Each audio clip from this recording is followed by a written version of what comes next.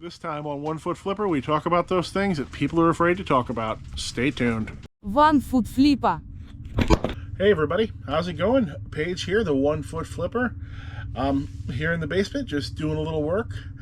I wanted to really thank everybody for all the wonderful comments that I got on my last video. It was overwhelming how supportive all of you were. I just can't even put it into words, so I'm not going to try. But what I did want to do is I wanted to shout out my new channel members, Marianne McCartney and James Steiner. What channel members get, it's not a big thing. It's mostly if you want to support me, my family, and the channel. But channel members do get to watch videos a little bit early sometimes. Basically, when I finish making a video, I schedule it to be at one of my regularly scheduled times. However, the channel members can see it as soon as I'm done making it. And sometimes I post outtakes and other things in the channel member only section. You certainly don't have to do it if you don't want to, but if you do, I appreciate that support. So, working down here in the basement, it's still a mess. That area is still completely out of control, but hoping to fix that soon. And I've kind of felt like I was some other eBay seller today because I spent most of my eBay working time today listing sports jerseys and Oakley sunglasses. Those are two things that are completely out of my wheelhouse. I don't sell clothes. I've never sold sunglasses before, ever. But here I am because that's what I ended up with. I'm sorry if I don't really have a focused topic for today, but you know what? 90% of the videos from some of my favorite reselling YouTubers, they never have a focused topic either. They just pick up the camera, talk about what they sold for the day, and they start rambling. So maybe that's what I'm doing today. I sold a set of 3 of these Disney cups. I think they're Disney 2000. This would have been a pickup. My wife would have certainly been the one to have gotten these because I don't like glass, and the set only sold for $8.72, and it's going to be hard to pack, but it is a sale at least. So I've done a few videos in the past about blocking customers on eBay, and I've also had several shorts about it just because I tend to make shorts out of my videos now. And I found that a lot of people get personally offended at the idea that a seller would block somebody on eBay. Even if what I'm talking about describes you, I am not personally insulting you. It is just a business decision. If you send 17 weird questions to every eBay seller before you purchase the item, I still love you as a person, but I'm going to block you as a customer. It's not personal. And most of the time when somebody gets blocked on eBay, they never know it in the first place. They get blocked because they had a horrible transaction with me in the first place or tried to scam me somehow, or they get blocked because they sent me insane questions, which I blocked them and stopped answering me. It's very rare that a person even ever finds out that they've been blocked. So don't worry about it. Don't take it personally. It's not about you. And it is a good business decision to block bad customers. The pool of customers on eBay is essentially endless, and you just don't need the ones that are known to cause trouble or that you feel are going to cause you trouble. I sold this vintage Warhammer Minotaur. His name is Egan Oxbreath. He sold for $22.81. Wish I could find some more miniatures and Warhammer stuff. Anybody have a collection of that stuff out there? I don't want to deal with it. Or you found the stuff, you don't have the time, you're killing it selling your regular stuff. Why don't you contact me, box all that stuff up to me, send it to me, I'll pay you for it, and I can sell it instead of you. Because you're never going to get to it. You're not going to put in the time to become an expert at that if you're already an expert in something else, and that stuff's just been sitting in your death pile for 2 years. Something to think about. So I'm pretty happy. Daily views have been at a record high for my channel lately. I'm getting the sort of daily views these days that I was getting back during the week that my second video went viral. I would almost feel like it was a little bit more braggable, but J-Ride, we all know who J-Ride is, right? He started a few months before me, but I caught on before he did. But he is taking off like a rocket.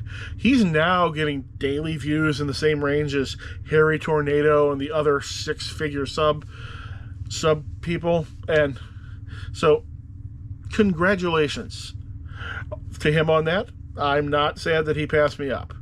Will he be the next Harry Tornado? I don't know. Maybe.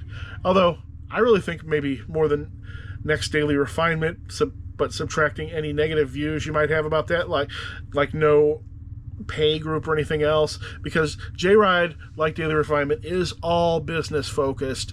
It's not a lot of, oh, look at this cool plush I found. It's all about making the money in the best way to do it. In general, the YouTube reseller space is seeing some changes. Most of the largest channels that I follow, they peaked in monthly views around the fall of 2022 and are well down from that now. I get this information from a website called Social Blade. You can look up anybody and it'll give you detailed stats on their views and their number of subscribers and all of that. So you can see where I rank and everybody else ranks if you want to. But those guys are down, but a lot of the smaller channels are still climbing on their way up. Now, I don't know if there was a bunch of peaks fall of 2022 because that was just peak interest time on YouTube resellers. I don't know because I didn't have a channel at that point. I was just watching it back then. I hadn't started my own channel, so my only experience from that is what I've had this year. I sold a lot of 5 Doctor Who books for $10.03. This is the sort of thing that I was very tempted to keep, but I just didn't, because I'm trying not to keep lots of stuff anymore. Still live in a really small house. There is not a new house on the horizon, really, unfortunately, so, but this one's paid off. Paid off house is one of the best things you can ever have, and I don't want to not have a paid off house, which is why a new one is not on the horizon. So what do you guys think about local pickup? Actually, let's back up. Those of you who watch Doctor Who, what do you think about the direction the show has taken in recent years? I'm just wondering. I lost interest in the Jodie Whittaker Doctor. I'm excited for the new one, but I was just wondering how you guys who are fans of that might feel. Now, let's talk about local pickup. How do you feel about local pickup? Do you allow it on anything? I recently had somebody, first they messaged me, both wanting to do local pickup and wanting me to break up a $6 lot of Hot Wheels cars so he could cherry pick the one car he wanted. I just kind of forgot to answer that message. I saw it on my phone and then kind of forgot about it. And a few days later, he bought the item, wanted to do local pickup. When I pulled the item, got it by the front door for him and everything else, sent him the message, he then decided to cancel the order. And he sent me this message.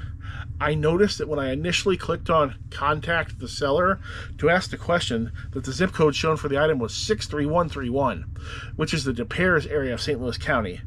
This is a bit misleading, being that you are in St. Charles. Now, for one thing, my zip code is listed as my real zip code. It's not listed in that zip code that is 20 miles away from me. I went and checked. I checked both that listing and everything else.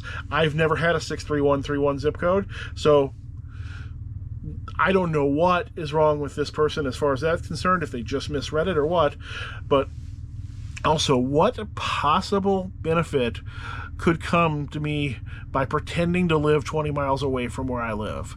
How could that possibly help me? I can't think of a single way that could be useful.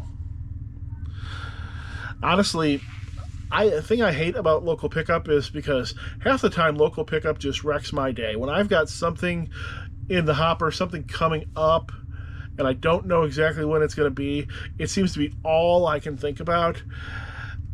And what's worse is, if it's something rather valuable I can't even leave on the porch, means that I've got to be upstairs and not down here actually working when the person arrives, which, you know, means I make less money. And most of the people getting local pickup buy cheap stuff. My daughter Julie found this piece of uranium glass at the garage sale of a reseller. They had missed it.